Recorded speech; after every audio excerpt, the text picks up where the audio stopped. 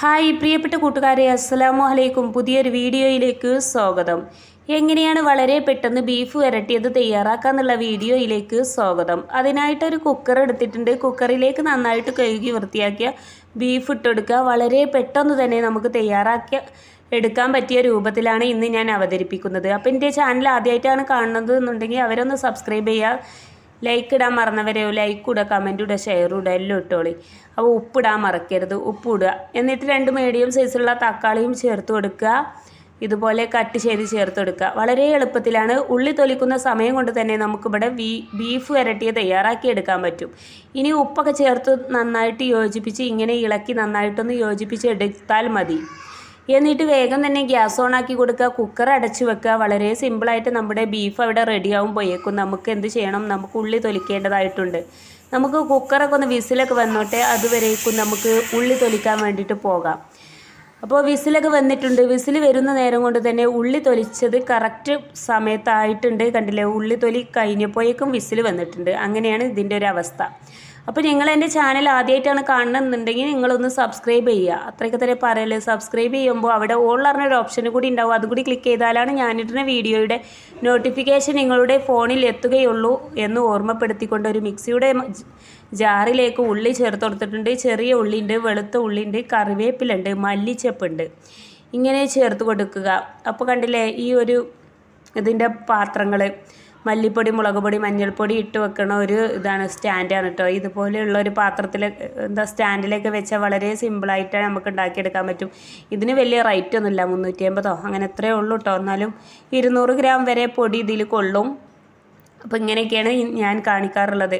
അപ്പോൾ മല്ലിപ്പൊടി, മുളക് പൊടി, മഞ്ഞൾപ്പൊടി, പെരുംജീരകപ്പൊടി അതൊക്കെ നിങ്ങളെ ഇഷ്ടാനുസരണം ഇട്ട് കൊടുക്കുക. അതിനൊന്നും ഞാൻ പ്രത്യേകിച്ചൊരു അളവൊന്നും പറയുന്നില്ല. അതൊക്കെ അവനവൻ്റെ ഇഷ്ടാനുസരണം ചേർത്ത് കൊടുക്കാവുന്നതാണ്. അത് ഓരോരുത്തർക്കും ഓരോ ടേസ്റ്റ് ആയിരിക്കും. അതുകൊണ്ടാണ് ഞാനിവിടെ പറയാത്തത്.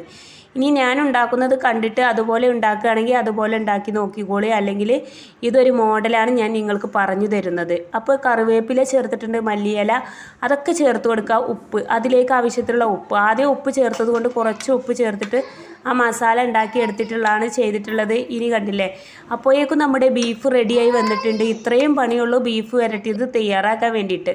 ഇനി അതിലെ വെള്ളമൊക്കെ വറ്റിക്കോളൂ കേട്ടോ. നമ്മളിത് തൂമിച്ചെടുക്കുമ്പോൾ വെള്ളം വറ്റണമൊക്കെ നിങ്ങൾക്ക് നമ്മൾ കാണിച്ചു തരാം. അപ്പോൾ ഇതുപോലെയാണ് ഇത് ചെയ്തെടുക്കേണ്ടത്. അപ്പോൾ ചട്ടി ചൂടായതിന് ശേഷം എണ്ണ ഒഴിച്ചു കൊടുത്തു. എണ്ണ ചൂടായതിന് ശേഷം ഉലുവ പൊട്ടിച്ചെടുത്തിട്ടുണ്ട്. ഉലുവ പൊട്ടിയതിന് ശേഷം ഉള്ളി ഇട്ട് കൊടുത്താണ് കേട്ടോ. ചെറിയ ഉള്ളി കട്ട് ചെയ്ത് ചേർത്ത് കൊടുക്കുക. അപ്പോൾ കറിവേപ്പിലയും ചേർത്ത് നന്നായിട്ട് ഉള്ളി ഒന്ന് മൂത്ത് വന്നിട്ട് നമ്മൾ എന്ത് ചെയ്യണം? മൺചട്ടി തന്നെ എടുക്കുക. എങ്കിലാണ് ടേസ്റ്റ് ഉണ്ടാവുള്ളൂ. നല്ല ടേസ്റ്റ് കിട്ടണമെങ്കിൽ മൺചട്ടി എടുക്കുന്നതാണ് നല്ലത്. അപ്പോൾ കണ്ടില്ലേ, ആ കുക്കറിൽ വെച്ച ടേസ്റ്റ് ഒന്നും ആകൂല ഉണ്ടാകുക. മൺചട്ടിയിൽ വെച്ച് നല്ലൊരു ടേസ്റ്റ് ഉണ്ടാവും. ഇതുപോലെ ചെയ്തെടുക്കുമ്പോൾ, തൂമിച്ചെടുക്കുമ്പോൾ മൺചട്ടി എടുക്കുക എന്നാണ് എനിക്ക് ഈ അവസരത്തിൽ പറയാനുള്ളത്. ഇനി ഇതിലേക്ക് നല്ലൊരു ടേസ്റ്റ് കിട്ടാൻ വേണ്ടിയിട്ട് കുരുമുളക് പൊടി ചേർത്ത് കൊടുക്കുക. കുരുമുളക് പൊടി ഒരു 1.5 ടീസ്പൂൺ അളവിൽ ചേർത്ത് കൊടുക്കുന്നത് നല്ലൊരു ടേസ്റ്റിയാണ്. വെളിച്ചെണ്ണ ഉള്ളി മൂത്തതിന് ശേഷം ഇങ്ങനെ ചേർത്തെടുക്കുമ്പോൾ. ഇനി നമുക്ക് പ്രത്യേകിച്ചൊരു പണിയുമില്ല. നമ്മൾ നേരത്തെ തയ്യാറാക്കി അരച്ച് വെച്ച ഈ മസാല ഉണ്ടല്ലോ, ഇതിലേക്ക് കൊണ്ടുവന്നിട്ട് ഇതിലേക്ക് ഇതേപോലെ ചേർത്ത് കൊടുക്കുക. തീ കുറച്ചിട്ട് വേണം ഇതുപോലെ ചേർത്തെടുക്കാൻ വേണ്ടിയിട്ട്. വളരെ സിമ്പിളായിട്ടില്ലേ ഞാൻ നിങ്ങൾക്ക് ഇവിടെ അവതരിപ്പിച്ച് തന്നിരിക്കുന്നത്. ഇതുപോലെ ഉണ്ടാക്കി നോക്കുക. ഉണ്ടാക്കി നോക്കിയവർക്കൊക്കെ എന്തായാലും എൻ്റെ വീഡിയോ കണ്ടിട്ട് ഉണ്ടാക്കി നോക്കിയവർക്ക് എന്തായാലും നല്ല റിസൾട്ട് ഉണ്ടായിരിക്കും. അവരും ഇണ്ടാതിരിക്കുന്നതാണ് എനിക്ക് തോന്നുന്നത്. കാരണം എല്ലാവരും ഉണ്ടാക്കുന്നുണ്ടാവും, നല്ല റിസൾട്ടും ഉണ്ടാവും എന്നാണ് എൻ്റെ അഭിപ്രായം. ഞാൻ ഉണ്ടാക്കുന്നതൊക്കെ നല്ല ടേസ്റ്റ് ഉണ്ടാവലുണ്ട് കേട്ടോ. ഞാൻ ഉണ്ടാക്കിയത് കൊണ്ട് സ്വയം പൊക്കി പറയുന്നതൊന്നല്ല. നമുക്കറിയാലോ, നമ്മൾ എന്തെങ്കിലും പിന്നെന്താ, കൂടുതൽ ഞാൻ പറയുന്നില്ല. കണ്ടില്ലേ, ഇനി ഈ ചട്ടിയിലെ ഇത് നന്നായിട്ട് ഇതിലിങ്ങനെ ഇളക്കി യോജിപ്പിക്കുമ്പോഴേക്കും ആ പച്ചക്കുത്തൊക്കെ മാറിയിട്ട് നല്ല മൊരിഞ്ഞൊരു ടേസ്റ്റ് വന്നിട്ടുണ്ടാവും ഈ സമയത്ത്. ഇനി നമുക്ക് ഇതിലേക്കൊന്നും ചേർക്കാനില്ല. ഇനി ഒന്ന് മൊരിഞ്ഞ് ആ പച്ചക്കുത്തൊക്കെ ഒന്ന് പോയി കഴിഞ്ഞാൽ നമുക്ക് എന്ത് ചെയ്യണം? നമുക്ക് നേരത്തെ തയ്യാറാക്കി ആ കുക്കറിൽ വിസിലൊക്കെ വന്ന് റെഡിയാക്കി എടുത്തിട്ടുള്ള ബീഫ് ഇതിലേക്ക് ചേർത്ത് കൊടുക്കുക. കുട്ടികളെ ലഹള ഉണ്ടാവും, അത് സാരമില്ല. കൊച്ചു കുഞ്ഞുങ്ങളല്ലേ, അവരിങ്ങനെ വോയിസ് കൊടുക്കുമ്പോഴൊക്കെ അവിടെയൊക്കെ ഉണ്ടാവും. അതൊന്നും സാരമില്ല പ്രിയപ്പെട്ടവരെ. കണ്ടില്ലേ, നിങ്ങൾ എൻ്റെ വീഡിയോക്ക് തീർച്ചയായിട്ടും സപ്പോർട്ട് ചെയ്യണം, ലൈക്ക് ഇടണം, കമൻറ്റ് ഇടണം. അതൊക്കെ തന്നെയാണ് എനിക്ക് ഈ അവസരഘട്ടത്തിൽ നിങ്ങളോട് പറയാനുള്ളത്. കണ്ടില്ലേ, ഇനി ഈ അവസരത്തിൽ നമുക്ക് എന്താണ് ചെയ്യേണ്ടത്? നമുക്ക് നേരത്തെ തയ്യാറാക്കിയ ആ മസാലയിലേക്കുണ്ടല്ലോ, ആ മിക്സിയുടെ ജാറിലേക്ക് കുറച്ച് വെള്ളം പാർന്നിട്ട് ചുഴറ്റിയതാണ് കേട്ടോ. അതിൽ നല്ല ആ മസാലയിൽ നിന്ന് കുറച്ച് വെള്ളം ഒഴിച്ചു കൊടുത്താണ് മിക്സിയുടെ ജാറ് ചുഴറ്റിയിട്ട് ഒഴിച്ചു കൊടുക്കുന്നതാണ് ഈ ചെയ്യണത്. അപ്പോൾ ഇതുപോലെയാണ് നമ്മൾ ചെയ്തെടുക്കേണ്ടത്. കണ്ടേ, വളരെ സിമ്പിളായിട്ട് ഞാൻ അവതരിപ്പിച്ച് തരുന്നില്ലേ പ്രിയപ്പെട്ടവരെ.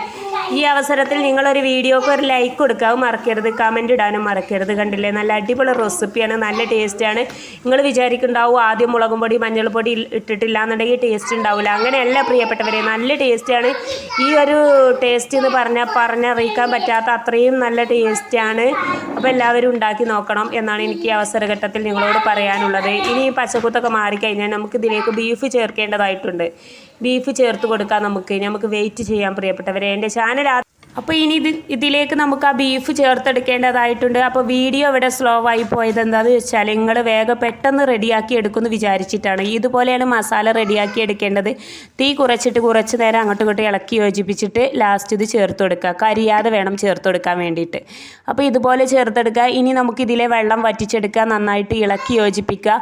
ഉപ്പ് കുറവുണ്ടെങ്കിൽ ഉപ്പ് ചേർത്ത് കൊടുക്കാവുന്നതാണ്. നല്ല ടേസ്റ്റാണ് ഇത് കഴിക്കാൻ വേണ്ടിയിട്ട്. വെള്ളം വറ്റിച്ചെടുക്കുമ്പോൾ നല്ല സൂപ്പർ ടേസ്റ്റ്. മൺചട്ടിയിൽ ഉണ്ടാക്കിയെടുത്തത് കൊണ്ട് തന്നെ വളരെ നല്ല ടേസ്റ്റാണ്. എല്ലാവരും ഒന്ന് ഉണ്ടാക്കി നോക്കണേ. വെള്ളം വറ്റിച്ചെടുക്കുമ്പോഴുള്ള ഒരു കാഴ്ച നിങ്ങൾക്ക് ഞാൻ കാണിച്ചു തരാം. നല്ല സൂപ്പർ ടേസ്റ്റാണ്. കുട്ടികളൊക്കെ കഴിക്കും, എല്ലാവർക്കും ഇഷ്ടപ്പെടും. അപ്പോൾ ഇനി ബീഫ് ഉണ്ടാക്കുമ്പോൾ എല്ലാവരും എൻ്റെ വീഡിയോ കണ്ടിട്ട് ഇതുപോലെ ഒന്ന് ഉണ്ടാക്കി നോക്കണേ പ്രിയപ്പെട്ടവരെ. അപ്പോൾ ഫൈനൽ ലുക്ക് ഇങ്ങനെയാണ് കാണിക്കുന്നത്. ഞാനിവിടെ കാണിക്കാൻ പോവാണ്. മൂടി തുറന്നിട്ട് കാണിച്ചു തരാം ഇതുപോലെ. അപ്പോൾ എൻ്റെ വീഡിയോ ഇവിടെ വൈൻഡപ്പ് ആക്കാൻ സമയമായിട്ടുണ്ട് പ്രിയപ്പെട്ട കൂട്ടുകാരെ. വീഡിയോ കണ്ട് ഇഷ്ടപ്പെട്ടാൽ തീർച്ചയായിട്ടും ലൈക്ക് ചെയ്യുക. കമൻ്റ് ഇടാൻ മറന്ന പൊന്നു കൂട്ടുകാരെ കമൻ്റ് ഇടുക. സബ്സ്ക്രൈബ് ചെയ്യാൻ മറന്നവരെ ഈ വീഡിയോ സബ്സ്ക്രൈബ് ചെയ്യുക. അപ്പോൾ ഇനി ഇത്രയും നേരം എൻ്റെ വീഡിയോ കണ്ടു നിന്ന എല്ലാ കൂട്ടുകാർക്കും ഒരിക്കൽ കൂടി നന്ദി രേഖപ്പെടുത്തിക്കൊണ്ട് വീഡിയോ വൈൻഡപ്പ് ആക്കിയിരിക്കണ്. അപ്പോൾ ഇതിനു മുമ്പ് ബീഫിൻ്റെ ഒരു പലവക എന്ന് പറഞ്ഞിട്ടൊരു വീഡിയോ ഇട്ടിട്ടുണ്ട്. അത് കാണാത്തവർ അതും പോയി കണ്ടു നോക്കുക. Okay, by.